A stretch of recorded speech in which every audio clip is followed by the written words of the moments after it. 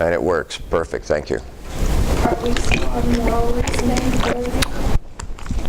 Are we still on moral reasoning, or are we? We're still on moral reasoning today. What we're going to do is we're going to develop and move moral reasoning into happiness. And this is going to be a day where we're going to have conversations. And in my class, there's no thing as something that's said that's wrong. We're just all learning. We're sharing. Philosophy is about sharing ideas. Yes, ma'am. What we learned today and on Thursday is going to be what's on the test that we need to take this week. Yes. We're going to go, thank you for clarifying that, because I have all these different classes and I don't read from a script, so it kind of changes. So we're going to learn about 4 ethicists that you're going to see on your quiz. Today we'll talk about a Greek man named Epicurus. He's got an interesting way of looking at things. He's wrong about one thing. And by the way, how many of you go into 4-year school? Graduate school, maybe postgraduate? Good. You need to learn that we don't know everything. Once in a while we make a mistake. I have faculty that won't use that. They say, what if I make a mistake? Well, you make a mistake whether you record it or not. You might as well take ownership of it. No one's perfect. Epicurus gets some things wrong, I think, and I'll point it out to you. And I think he gets some things really right when it comes to happiness, the good life. So we're going to study Epicurus. Then on Thursday we're going to get together and we're going to study a man named John Stuart Mill. He's the one that we tend to use for happiness or the good life, the greatest happiness for the greatest number. It's kind of majority rule. But majority rule can also put the minority in a really bad situation like slavery. In Mill's system, that's possible and even permissible, although he doesn't endorse it. That's not justice. But his theory leaves it open to that. So we'll get to that too on Thursday. Then we'll study a man named Robert Nozick. He's probably the most recent libertarian we have, the maximum amount of freedom for the maximum number of people.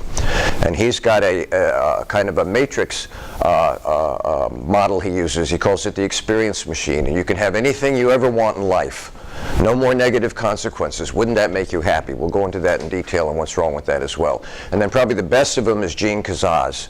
She's got a very interesting way of looking at life, looking at how we come to a point of happiness. She's got 5 principles she said need to be present in everybody's life at some time or another.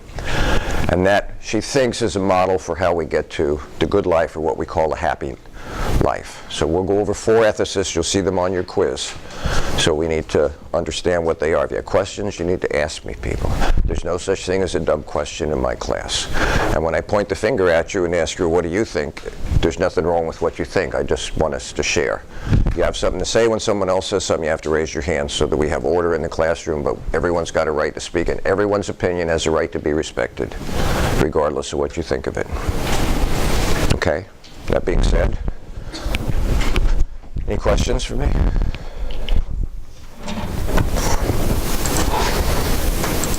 It brings us to value theory. What's important? Value theory is that part of moral philosophy that focuses on questions about what is intrinsically valuable, something that's good in and of itself. It doesn't need to have anything else added to it. What is intrinsically valuable is worth pursuing for its own sake, and a good human life will contain much that meets this description. Happiness is on almost everybody's life. How many of you want less happiness than more? Amazing. The real question is whether happiness is the only thing that's desirable for its own sake, or whether there are other things that belong on the roster of essential elements that will lead to a good human life. How many of you want less health rather than more health? How many of you want less wealth rather than more wealth? And how many of you think you want less pleasure than more pleasure? So if your health turns south, how happy are you? Because you have no control. You have a modicum of control. You have a measure of control. When you're born, you have 1 billion bugs on you and in you. In fact, you have 200 good bugs right here. Without these bugs, you could not digest food. That's why you're supposed to have good probiotics throughout your day. When you eat, those bugs emit an enzyme, and that enzyme helps you to digest food. And without those bugs doing their job, people get upset stomachs, they get indigestion, they don't feel good, and it's usually because their probiotics are out of balance. Once in a while, other bugs that aren't user-friendly get in your system. I was in Thailand when I was 18 on the Mekong Delta, on the river that's down at the Delta, and we were, you're on the river and everybody's on the side of the banks, and they're living there, and you go by and you can buy food, you can buy food. We bought fruit, 4 of us. I love the fruit. And then I got dysentery. I'm the only one that got dysentery. Evidently, those bugs did not like my bugs, and we had a battle royal. And when I flew to Hong Kong, I spent the entire trip in the lavatory because the bugs were winning the battle. It wasn't until I got to Hong Kong that they were able to give me medicine to put those bugs in their place so my bugs can come back to rule again. So anytime in your life, bugs can create a disbalance, sickness, disease. And what happens to happiness when your health goes south? We all want more rather than less. Or you end up losing your job. And suddenly you go from 40, 50, 60,000 a year to nothing. You know, in 30 days you can lose 30 pounds if you don't have anything to eat. Graduate school, they decided to push our stipend away from August to September without telling anybody, and we had all spent our stipend. You know what a stipend is? A stipend is a little bit of money you get. And we had all just thought we'd get more in August. And they said, well, no, we decided to wait till September. 50 cents a day for 30 days. You either got to eat salad in the morning, and I knew Jim, who was a neat guy in the cafeteria, and he would lift up the lettuce and he'd throw eggs and ham in there. That's called protein.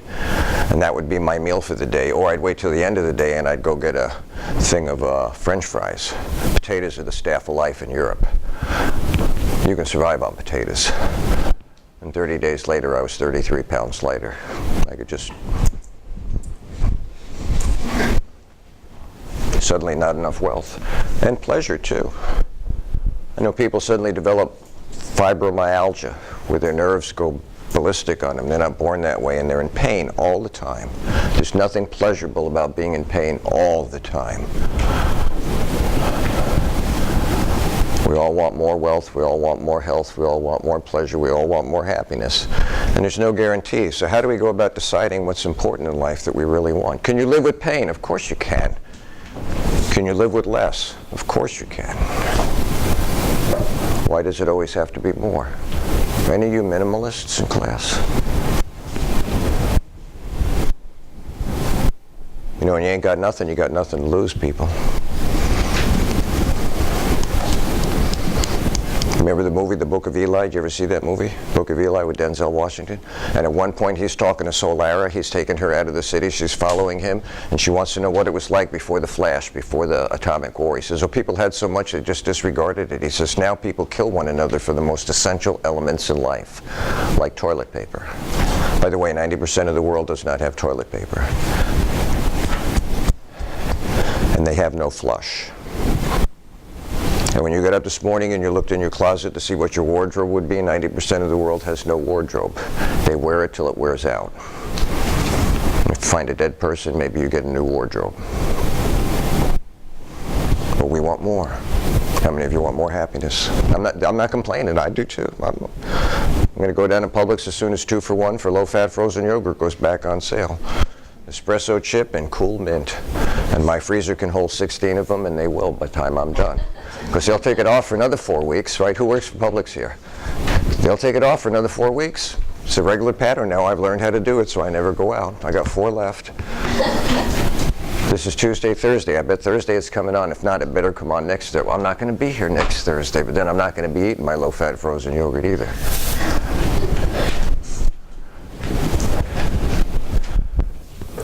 Another important view claims that our lives are good to the extent we get what we want, whatever we want. So in our system, at least theoretically, life, liberty, freedom, so that we can pursue happiness, whatever this happiness is. And by the way, Thomas Jefferson wrote this in the Declaration. He got it wrong. This thought originates from a man named John Locke, a British philosopher, 1698. It should be life, liberty, and property. Later on in the class, in the semester, I'll show you why it still should be property. But if you have access to property, you have access to wealth, and that makes most people happy. Life, liberty, and the pursuit of happiness.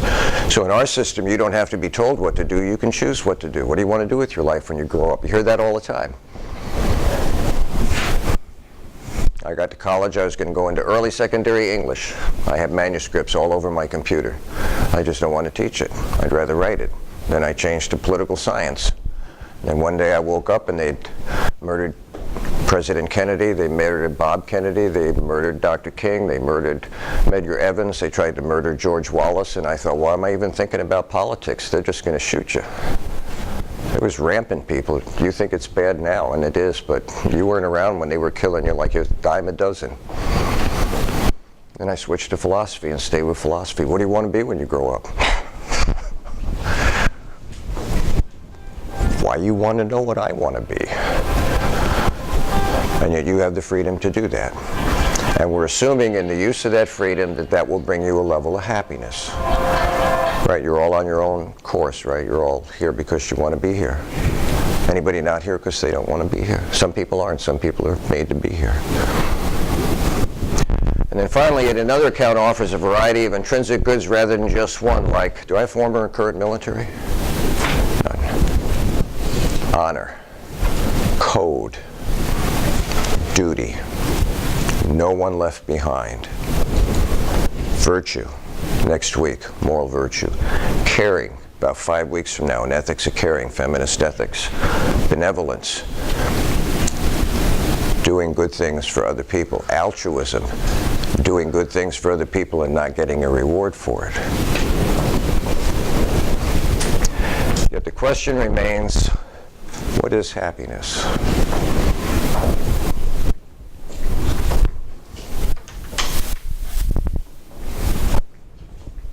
What do you think? What is that? Yeah, what is that? To you, just to you, what's happiness? There's no right or wrong, people. It's different for all of us. We might agree on some of it, but what's happiness?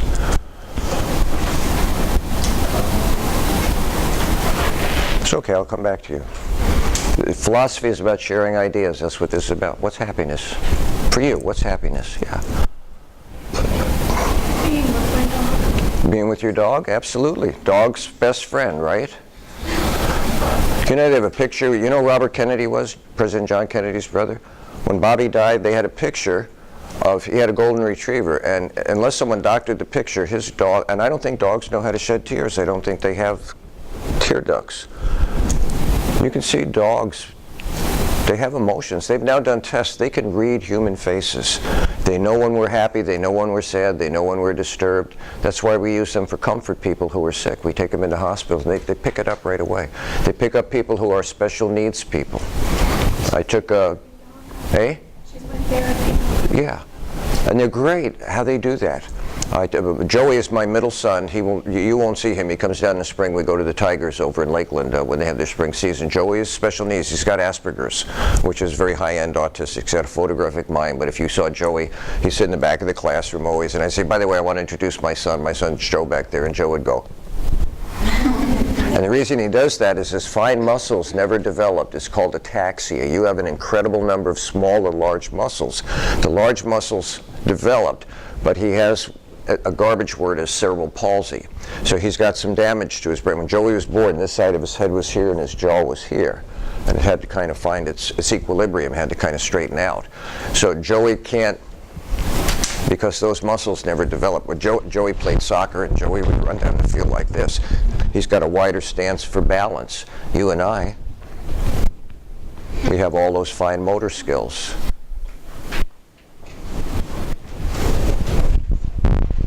So I took Joey to SeaWorld while he was down here, and they have the dolphin pool, and they say don't put your hands in the pool to touch the dolphins, but you can put your hands in the water, and if they come up to you, then you can touch them.